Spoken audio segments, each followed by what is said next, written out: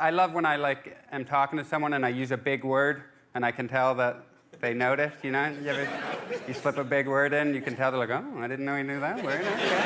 But you can't go too big with the word. That's the key. You don't want to be that guy. That's a good way to lose friends. I used to work with this guy, Todd. He always came in hot with the big word. I'll never forget. He came up to me one day. He was like, you seen Sheila today? And I was like, no, what's up with Sheila? He said, oh, she just seemed really lugubrious today. The hell did you just say? You say lugubrious? Yeah, nobody knows what that means, Todd. Lugubrious. What's that mean? He said, oh, sorry, lugubrious means sad. Sheila seemed really sad. I was like, just say sad then, that's fine. Right now you seem like a real lugubrious sack of shit. So,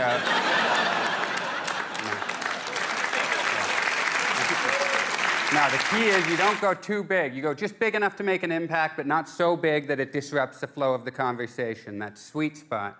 You know, I was bowling with a buddy, and he had one of those amazing shots, you know, where he bowled it, and then it almost went in the gutter, and then curved at the last second, came back, knocked them all down. It was a strike. It was a hell of a shot. And he was walking back towards me. He was all pumped up. And I was like, hey, man, that was a hell of a shot. I was worried for a second, because you were right on the precipice.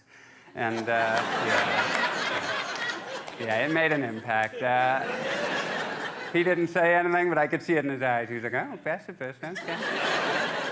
We moved on. I got the ego boost. It was a beautiful moment. But my problem is after I use a big word, I get real possessive.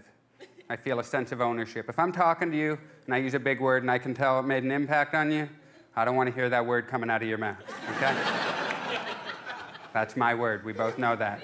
It's a dark feeling, but it's real. I know it's real, because after I bowled my turn, I was walking back, and my buddy was talking to the two girls in the lane beside us, and they must have complimented his shot, because as I was walking back, I heard him talking to them, and he was like, oh, thank you so much. I was worried for a second, because it was right on the precipice. I was like, what the? I was like, hey, man, can I talk to you for a second over here? He was like, yeah, what's up? I'm like, what's up?